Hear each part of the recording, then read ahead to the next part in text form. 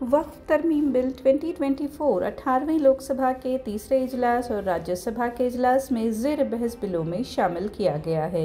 ये बिल 28 जुलाई को मरकज़ी हुकूमत की जानिब से पेश किया गया था और इसके खिलाफ मुस्लिम कम्यूनिटी में शदीद मुखालफत और एहतजाज का रद्द-ए-अमल है। All India Muslim personal law board ने अपने 29वें सालाना इजलास तहफ़्फ़ुज़ शरीयत के तहत बेंगलुरु के कुद्दुस साहब ईदगाह मैदान में एक अज़ीमुश्शान कॉन्फ्रेंस का इनक़ाद किया, जिसमें 2 लाख से ज़ायद अफराद ने शिरकत की। इस इजलास में all India Muslim personal law board के सदर मौलाना खालिद सैफुल्लाह रहमानी और माहिर तालीम मौलाना मुजद्दिदी और दीगर शख्सियात ने शिरकत की और आइनी और मजहबी हुकूक़ के तहफ़्फ़ुज़ पर जोर दिया। बोर्ड ने इस बिल की मुखालिफत में आगाही मुहिम और कानूनी इक़दामात का ऐलान किया ताकि वक्फ जायदादों के हुकूक़ का तहफ़्फ़ुज़ किया जा सके। दूसरी जानिब कर्नाटक में बीजेपी के रहनुमाओं ने हुकूमत के रिकॉर्ड से लफ्ज़ वक्फ बोर्ड को हटाने का मुतालबा किया है और मुबैना तजावुज़ात के ख़िलाफ़ एहतजाज भी किया। हमारी ज़मीन हमारा हक़ के बैनर तले रियासत भर में मुज़ाहरे किए गए।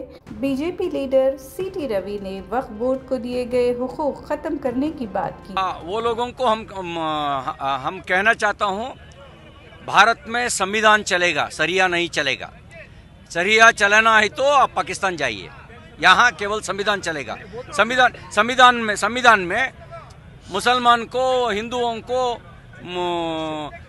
डिफरेंशिएट कर सकता है क्या? नहीं, 85% हिंदू लोग हैं, उसको प्रोविजन है क्या? ऐसा प्रोविजन किसी को जमीन हम छीन सकता है क्या? किसी को जमीन अपना ही बोल सकता है क्या? वो कह रहे हैं 1500 ईयर्स पुराना मंदिरों को भी वक्फ प्रॉपर्टी डिक्लेयर करता है, अग्रहारों को वक्फ प्रॉपर्टी डिक्लेयर करता है, चर्च को भी वक्फ प्रॉपर्टी डिक्लेयर करता है, स्मशान को भी वक्फ प्रॉपर्टी डिक्लेयर करता है, किसानों को जमीन को भी वक्फ प्रॉपर्टी डिक्लेयर करता है, विधानसभा अपना ही बोलता है। ऐसा बोलने का हिम्मत तो कहां से मिला? वो नहीं चलेगा। यहाँ भारत में संविधान चलेगा, शरिया नहीं चलेगा।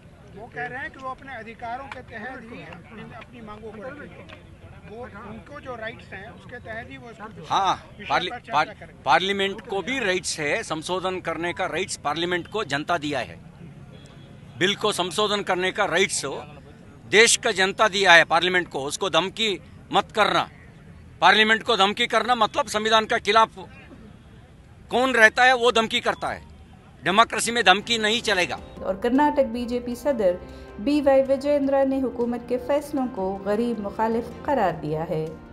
इस बिल के असरात के मद्देनज़र शदीद इख्तिलाफ किया जा रहा है। All India Muslim personal law board और कम्यूनिटी रहनुमा जमहूरी और क़ानूनी ज़राए से इसकी मुखालिफत के लिए डटे हुए हैं। एक तो ये वक्फ अमेंडमेंट बिल के बारे में ये तय हुआ कि ये तो हम इसको पूरी तरह जो है रद्द करते हैं।